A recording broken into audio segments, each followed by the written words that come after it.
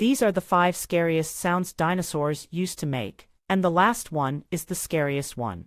Tyrannosaurus is a very large dinosaur that was characterized by its extremely long and powerful claws, and it sounded like that.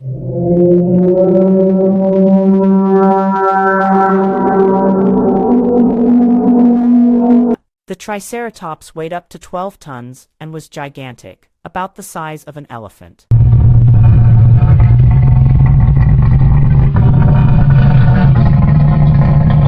Lepidopter was very fast and agile, and scientists claim that it was covered in feathers.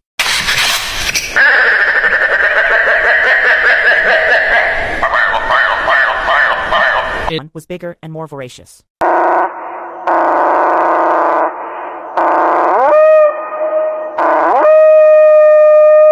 Last sound is from the Dilophosaurus. According to scientists, this dinosaur emitted the most terrifying sound in the history of planet Earth.